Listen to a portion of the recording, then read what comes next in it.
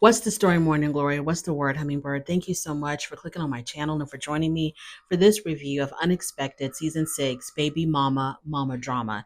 Let's get into Kaylee and Graham. Y'all, I did not review this show last week. I watched it. I made notes about it. I had every intention on reviewing it, but y'all, I didn't want to put myself to sleep. I didn't want to put y'all to sleep because that episode from last week was so boring. Other than Emmalee finally delivering her baby, nothing else really happened in last week's episode. It was incredibly boring. Now, this week, it's still a bit boring, but I guess I can work with something.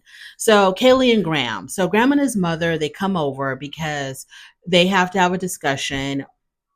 What did I say? Graham and his mother come over to Kaylee's house so that they can have a discussion with Kaylee and her mom about Kaylee's induction day. So she's planning on having an induction. So they all want to be on the same page as far as, who's going to be in the labor and delivery room with her, what day it's going to be, get all the logistics down.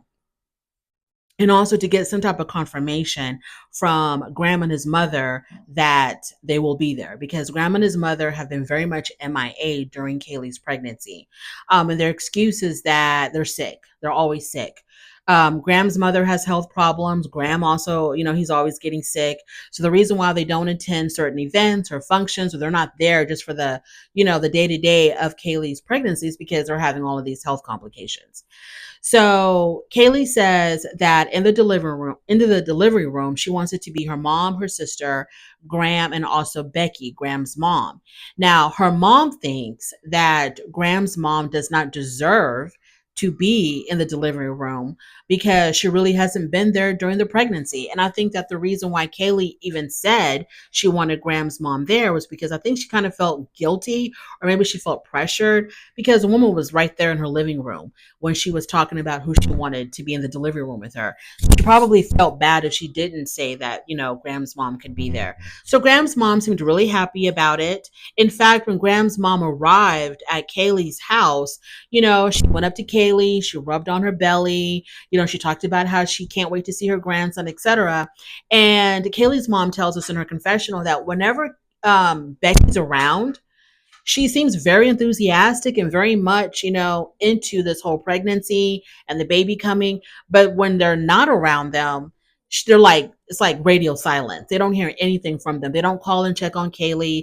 They don't come and visit Kaylee. It's like pulling teeth to get them to come over. But when they're there, Graham's mom seems very excited and enthusiastic about the pregnancy.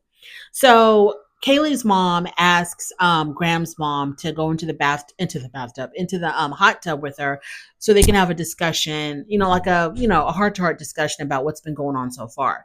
Kaylee's mom really wants to know, like, what is actually going on with you, like. You have these health complications. Whenever we want you to participate in something, you can't because of your health. Like, what's really going on? And Graham's mom says that she's bipolar, and I guess, sometimes, whatever, maybe she suffers from depression as well. I don't know. Her mental illness or her mental issues kind of prevent her from going out there and doing things and living life. So maybe that has a lot to do with it. And then she doesn't drive. That's another thing. She really doesn't drive that much. So Kaylee's mom asked her, well, why don't you drive? And she says, well, I don't drive in the dark and I don't drive in bad weather. Okay. All right. These functions are not happening at night in the middle of a thunderstorm. The things that they want you to participate in are like during the day. I don't know what's going on with that woman. So I really think it's probably, I don't know. I can't say. She says she's having mental health issues and this is what's preventing her from taking care of business. And I can only go with that. So if she can't drive and she can't get out of bed or leave her house, then Graham is stuck as well. But I just don't understand. I don't get it. I'm like, Kaylee, this is your future. You do understand. This is your future. Graham is going to be MIA. He's probably going to be an absentee dad. This is your future. And it's going to have all kinds of excuses of why he can't step up to the plate. So Kaylee tells us that it's great that Graham is there for his mom, because a lot of the times when he's not with her, when he can't be with her, it's because of his mom. His mom needs him. He has to help his mom. So Kaylee tells us that even though it's great that he's a good son to his mother, she needs him as well. She's the mother of his son, so she needs him to be around for her as well. Now he was able to help her with the baby stuff in the baby room, like, rearranging whatever they were doing in the baby's room. Graham was there. He also helped out with Robo Easton, the baby doll that she has, as opposed to like mimic a real baby. He helped out with that as well. But that's fine. When he's there, I guess it's great. But the thing is, he's hardly ever there. So they're packing up. It's the next day, and they're packing up. Her and her mom are getting things ready for the next day, which is going to be her induction day. So they're getting her hospital bag ready. And Kaylee calls Becky to confirm that they will be there. She tells them the date, time, place, where to go, where to be, what to do. And Becky says, yes, we will definitely be there. We will be there. So we'll see if that is going to come into fruition. Moving on to Anaya and Daquan. Y'all, Daquan, he's tired. Daquan is tired. He's exhausted because he works a full-time job, and he also has to drive back and forth between his house and Anaya's house because Anaya's mom will not allow Day Day to spend the night. So he'll come over, I guess he gets off work, he goes over to Anaya's house, helps her with the baby, and then he's back at his house. So he's exhausted. Every time we see Daquan, he's knocked out, fast asleep. So it's time for the baby's christening. Everybody goes to the church. So he's there. Anaya, her mom, her family, they're all there for the baby's christening. Anaya tells us that she's really happy that he was able to participate in the christening because it shows what a good dad he is. And the only thing that would make it more perfect, she said, is if they were to get married. Now, like I said, in real time, this was like a year ago, year and a half, 2 years ago when this show was filming. But in real time right now, her and Daquan have broken up. I'll come across her TikTok, whenever it shows up on my For You page. And the people are giving her the blues about Daquan. They're giving her the absolute blues. They're telling her that, it's you and your mother's fault that he's not involved with his son, or, your mom did him so wrong and did him so dirty on the show by pushing him out, and all this other stuff, right? They have a lot of negative things to say about her mom, especially. And people are telling her that Daquan is having a baby with somebody else. So she's responding to this, and she's like, I'm not trying to hear none of that. I don't care about that boy. He's not a part of my life anymore. I don't know what he does with his son when my child is over at the other grandmother's house.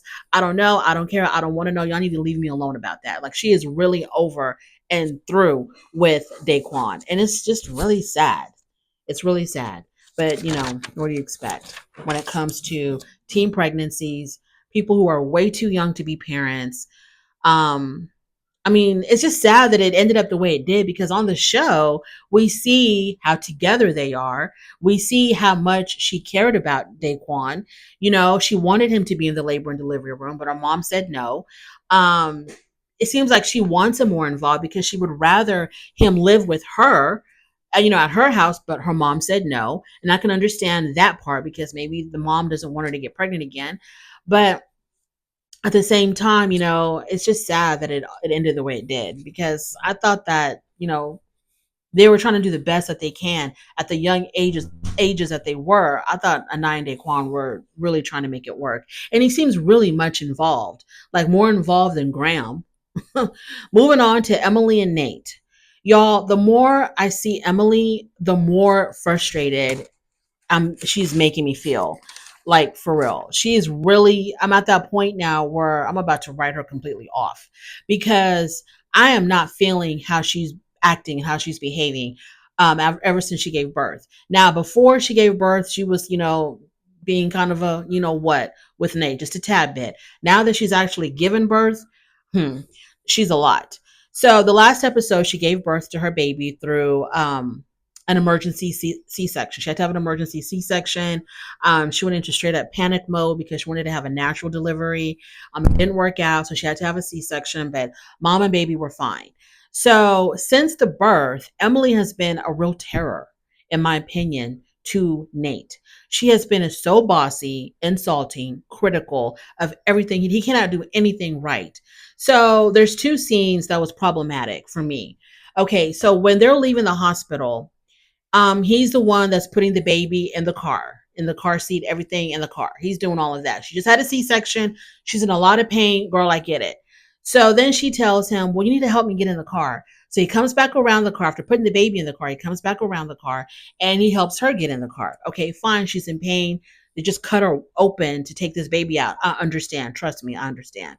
So then they're driving down the road. His mom is driving. Nate is sitting in the passenger side. Emilee's sitting in the back with the baby. So she asked him, do you have my cell phone? He made the fatal mistake of telling her, yes, he did. Because the next time that she asked for her cell phone, they're looking for it. They can't find it. So it turns out that they forgot it at the hospital. There's a lot going on. Your girlfriend just had surgery, just had a baby. He's very much hands on with the baby. He forgot. Okay. What do you want to do? You want to kill him because he forgot? So she gets really upset because she's like, I asked you several times if you had my cell phone and you said you did. So they have to go back, get the cell phone. And I'm just like, okay, he forgot. Like, it's okay. People forget things, especially things like cell phones and keys and stuff like that. Now, in the confessional, she wanted to breastfeed. So she wants him to get the blanket. So he gets the blanket and he's trying to like arrange the blanket on her. She doesn't like whatever the hell he's doing. So she grabs the blanket from him and like arranges it herself and then tells him, then he's standing in front of her, to protect her and cover her from the cameras because she's about to breastfeed her baby. She gets really like, she's very short tempered with him. The way she talks to him is very short tempered. It's like, what is he doing that is so wrong? What is he doing? What is he doing that is so horrible?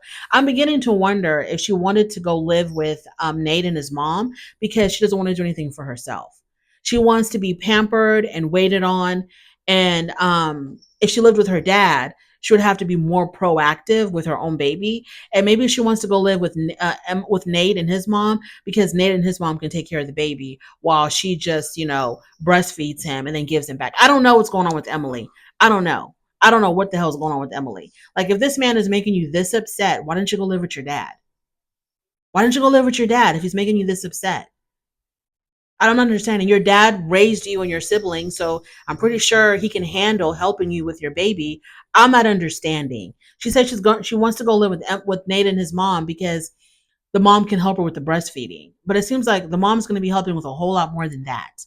And the mom even said in the show, she was like, I'm getting kind of weary of how Emilee's treating Nate.